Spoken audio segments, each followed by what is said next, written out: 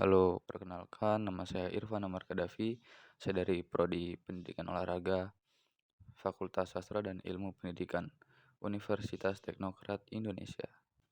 Kali ini saya akan membahas sebuah buku yang cukup populer dan menarik, yaitu Kisah Empat Khalifah karya Fazil Ahmad. Buku ini mengisahkan tentang kehidupan Khulafaur Rasyidin yang bisa menambahkan keimanan dan dapat mengambil pelajaran yang berharga dari kisah keempat khalifah ini. Sesuai judulnya, buku ini dituliskan dengan bahasa yang mudah dipahami dan mampu mengalir begitu saja. Kita tidak akan merasakan waktu bergulir ketika membaca kisah-kisah yang ada di dalamnya. Di dalam buku ini juga akan menjelaskan tentang Abu Bakar As-Siddiq, Umar bin Khattab, Utsman bin Affan, dan Ali bin Abi Thalib. Di setiap nama kita akan mengetahui sejarah singkat mereka sebelum masuk Islam dan ketika Nabi masih hidup. Setelah itu, kita akan melihat secara kronologis masa kepemimpinan mereka hingga meninggal dunia. Setelah Nabi Muhammad SAW wafat, terpilihlah 4 orang khalifah pertama yang dipercaya oleh umat Islam sebagai penerus kepemimpinan Nabi Muhammad SAW. Keempat orang tersebut adalah sahabat karib Nabi dan paling gigih dalam membela Islam di masa kerasulan Nabi Muhammad SAW. Diceritakan konflik-konflik internal yang menghambat perkembangan Islam itu sendiri. Kisahnya juga sama, Abu Bakar yang relatif aman, Umar yang tegas mampu menyebarkan Islam, Utsman yang harus menghadapi banyak pemberontakan, hingga Ali yang harus mengalami perang saudara. Konflik yang terus terulang dari masa lalu. Awalnya, Islam terlihat masih terkendali di bawah kepemimpinan Abu Bakar dan Umar bin Khattab. Gemerci konflik mulai muncul di kepemimpinan Utsman yang dianggap tak setegas Umar.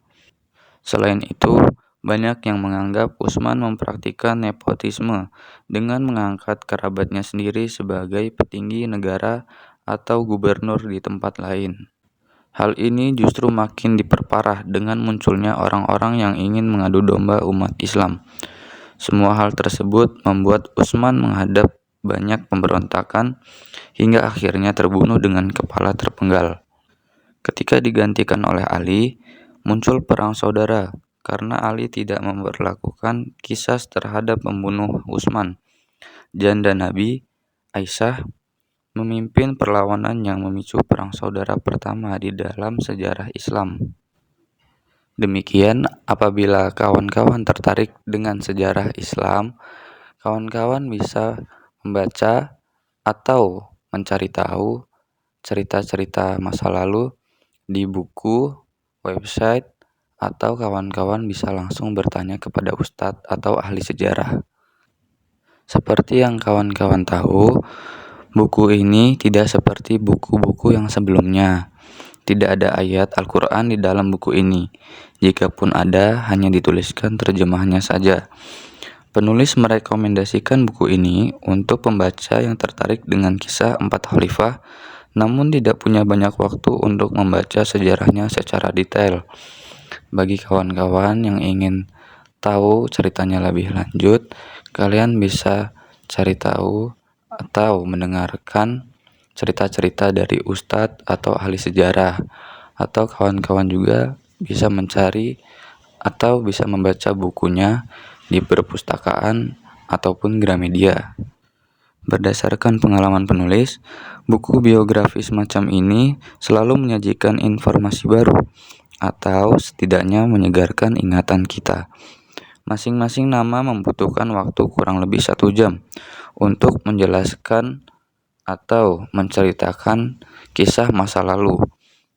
Sejarah-sejarah yang ada ditulis secara singkat dan padat melalui buku ini, kita bisa belajar banyak dari masa lalu. Bagaimana pertikaian antar umat Islam bisa mengumpulkan nilai-nilai mulia yang dikandungnya. Mempelajari sejarah kebudayaan Islam bertujuan untuk mengetahui berbagai masalah kehidupan umat manusia yang berkaitan dengan hukum Islam.